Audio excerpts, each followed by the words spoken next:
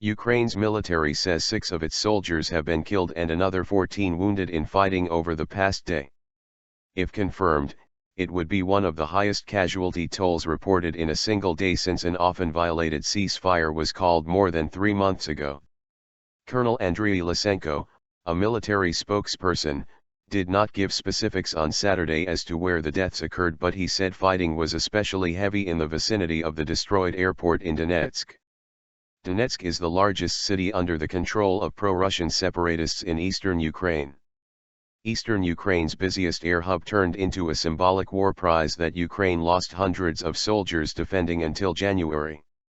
Neighborhoods around the Donetsk airport suffer continual shelling to this day. Lysenko said separatist fighters were using tanks and heavy artillery and that they fired on residential buildings in Vodyane and Avdiivka, both of which are about 5 kilometers from the airport. The situation near the airport is particularly restive, he said. Our enemies have thrown tanks, infantry combat vehicles and artillery into battle. Separatists in Donetsk accuse the Ukraine military of shelling the very regions mentioned by Lysenko. They also charge government forces with committing 99 ceasefire violations since Friday.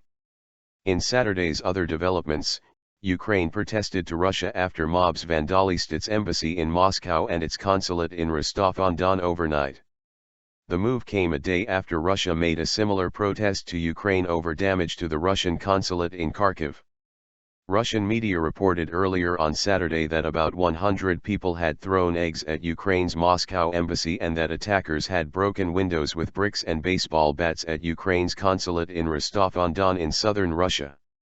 RIA news agency quoted the Ukrainian consul in Rostov as saying that the consulate may need to be closed for several days as many windows had been broken and office equipment damaged.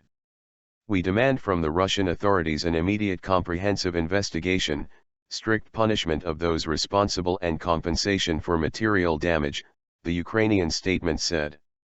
On Friday, Russia's foreign ministry published a note of protest demanding an investigation into damage to its consulate in Kharkiv, which was the target of eggs and paint thrown by vandals on Thursday.